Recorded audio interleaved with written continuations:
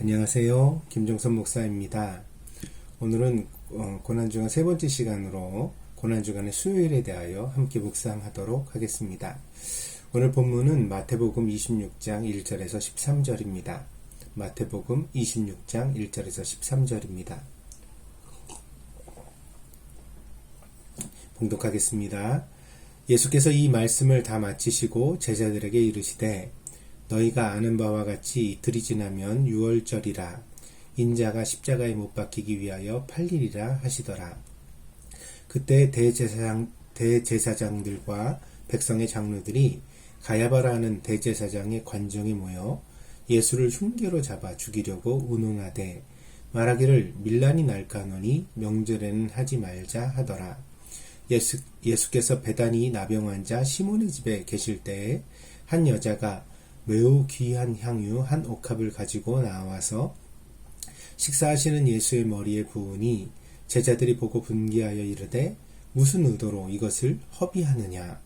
이것을 비싼 값에 팔아 가난한 자들에게 줄 수 있었겠도다 하거늘 예수께서 아시고 그들에게 이르시되 너희가 어찌하여 이 여자를 괴롭게 하느냐. 그가 내게 좋은 일을 하였느니라. 가난한 자들은 항상 너희와 함께 있거니와 나는 항상 함께 있지 아니하리라.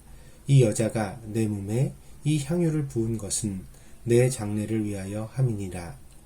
내가 진실로 너희에게 이르노니 온 천하에 어디서든지 이 복음이 전파되는 곳에서는 이 여자가 행한 일도 말하여 그를 기억하리라 하시니라. 아멘. 본래 성경에서 고난주간에 수요일에 대한 언급이 없습니다. 그래서 고난주간 중에 이 수요일을 슬픔을 나타내는 재수요일이라고 말하기도 하고 또 침묵의 수요일이라고 부르기도 합니다. 교회는 전통적으로 이 날에 침묵의 훈련을 했다고 합니다. 그러니까 하루 종일 말을 삼가하면서 예수님의 심정과 그리고 또 그 고난을 묵상하는 그런 한 날로 지키기도 했습니다. 다만 우리가 성경의 문맥을 통하여서 그 전과 후의 상황을 볼 수 있는 구절들이 있습니다. 오늘 우리가 읽은 26장 1절에서 13절의 내용이 바로 그러한 내용입니다. 오늘 본문이 정확히 수요일에 일어난 일은 아닙니다. 왜냐하면 그 1절에 보면 그 예수님께서 그 말씀하시기를 이틀이 지나면 유월절이라 26장 2절입니다. 너희가 아는 바와 같이 이틀이 지나면 유월절이라 인자가 십자가에 못 박히기 위하여 팔리리라 하시더라. 이런 구절이 있잖아요. 근데 이제 이 유월절 절기가 안식일로부터 시작되어졌거든요. 그래서 이 유월절 절기 시작 전에 예수님을 처형하려고 급하게 금요일에 처형을 하게 됩니다. 안식일 토요일로부터 이틀 전이니까 그 날짜로 보면 목요일에 해당되는 날이 되어지죠. 근데 이제 이 날이 아마도 목요일 아침이었을 것으로 이제 추정이 되어지는데 왜 그러느냐면은 우리가 읽었던 지난 시간에 어저께 읽었던 화요일의 내용과 연속성을 가집니다. 예수님께서 성전에서 그 장사치들을 다 몰아내신 날이 월요일이었고요. 그리고 화요일 날은 또 가서 설교하셨잖아요. 그래서 어저께 이제 그 권위에 대하여 묻는 대제사장과 서기관과 장로들이 함께 와서 예수님이 무슨 권위로 설교를 도대체 하시냐 이렇게 묻는 장면을 우리가 이제 성경에서 읽을 수 있습니다. 그런데 그때 예수님은 베다니에 가서 거하셨다 이렇게 이제 그 내용이 끝나거든요. 또 오늘 본문에 보면 베다니에서 일어난 일로 또 한 사건의 에피소드가 나오고 있습니다. 그래서 이제 두 가지 면에서 연속성을 가지게 되는데 하나는 대제사장, 장로들, 서기관들 이런 종교 지도자들이 계속해서 예수님에 대한 반감을 점점 더 키워가는 겁니다. 그래서 심지어 오늘은 이제 예수님을 죽이기로 결정하는 자기들끼리 회의를 해서 예수님을 죽이기로 결정하는 그러한 결론에 이르게 되어지고요.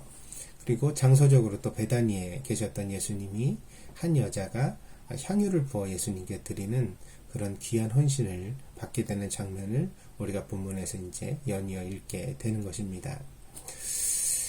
우리는 본문에서 예수님의 슬픔을 만나게 됩니다. 종교 지도자들은 아무 잘못도 없는 예수님을 자기들의 기득권에 위협이 된다고 하여서 죽이기로 작정하게 됩니다. 근데 그 회의에서 아무도 이 억울한 예수님의 죽음을 위하여 변호해주는 사람이 없었습니다. 뿐만 아니라 이 회의는 심지어 혹시 밀란이 일어날지 모르니까 우리가 시기를 잘 조절하자, 이런 아주 그 치밀하고 자기들의 이익만 생각하는 그런 의견이 채택되어지게 됩니다. 당대 지도자들이 특별히 악당들만 모아놓은 집단이었을 리 없습니다. 그 중에는 분명 선한 사람도 있었겠지요. 그러나 이 예수님을 죽이기로 작정하는 이 회의에 있어서 그런 이견은 전혀 나타나지 못했습니다. 그래서 오늘 우리가 살아가면서 왜 그랬을까 생각해 보는데, 사람들은 이 다수의 의견에 좌우될 때가 많거든요. 그러니까 나는 좀 의견이 다르고 생각이 달라도 모든 사람들이 그 방향으로 가면 함께 묻어가려고 하는 경향들이 참 많이 있는 것 같습니다. 아마도 예수님을 그 죽이기로 작정하는 회의에서도 그러한 분위기에 휩쓸리지 않았을까 생각해 볼 수 있습니다. 많은 사람들이라고 해서 다 정답은 아닙니다. 우리는 많은 사람들의 소리보다 양심의 소리에 귀를 기울일 줄 알아야 되겠습니다.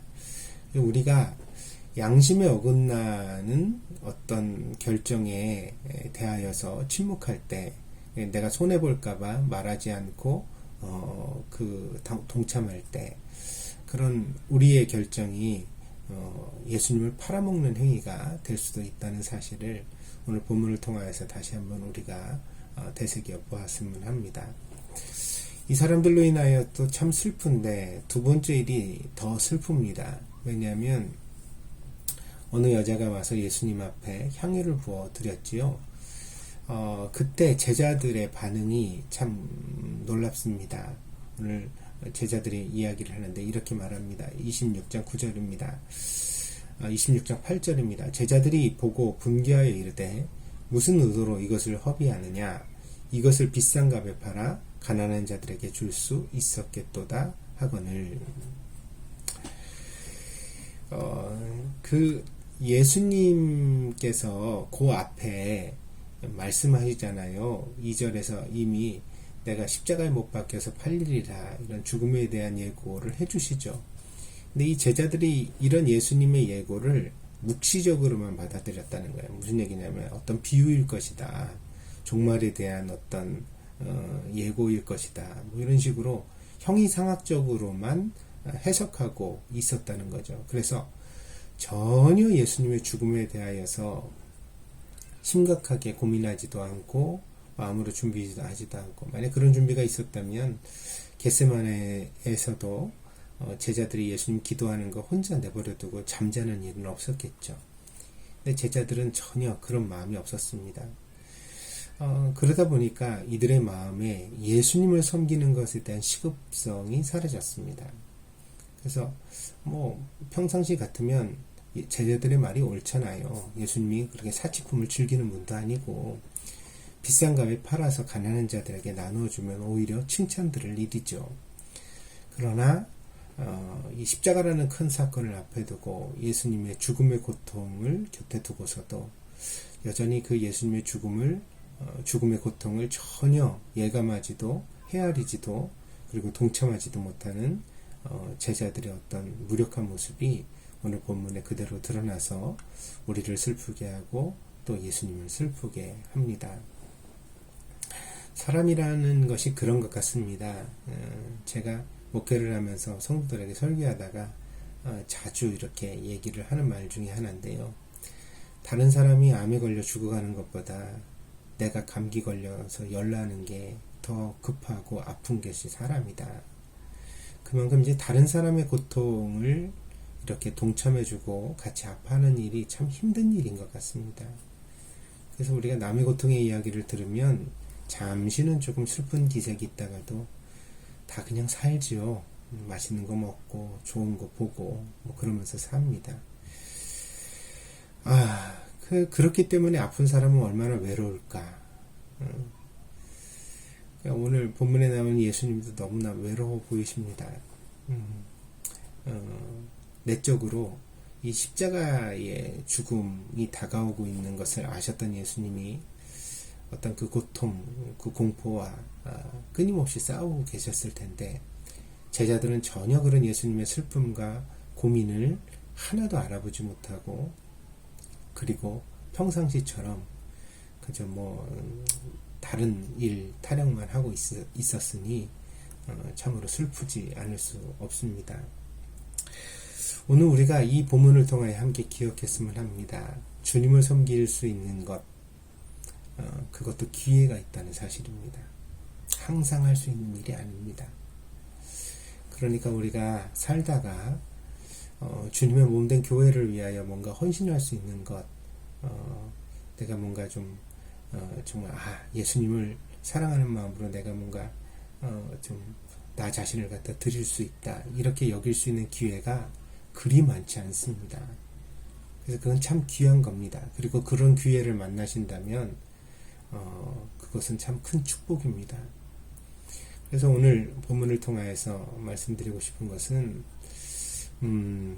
우리가 그런 기회를 놓치지 말자. 주님을 섬길 수 있는 기회를 소중히 여겨서 그런 기회가 오거든 정말 오늘 본문에 나오는 여자와 같이 귀한 것들이어서 예수님을 조금이라도 위로해드리는, 예수님의 슬픔을 마음을 조금 더 이렇게 위로해드리는 그런 성도가 되었으면 좋겠다. 그런 묵상을 함께 나누고자 합니다. 예수님의 슬픔은 오늘도 있습니다. 그것은 교회를 통하여 그리고 성도들을 통하여 우리 곁에 있다고 생각합니다. 그래서 예수님 그렇게 말씀하셨죠. 지극히 작은 소자에게 하는 것이 곧 나에게 하는 것이다. 오늘 이 말씀 우리가 다시 한번 마음에 묵상하면서 예수님의 슬픔을 외면하지 말고 그 슬픔을 조금이라도 보듬어드리고 또 위로해드리고 또 이해해드리고 사랑할 수 있는 그런 성도가 되기를 다 함께 노력해 갔으면 합니다. 기도하겠습니다. 자비로우신 주님,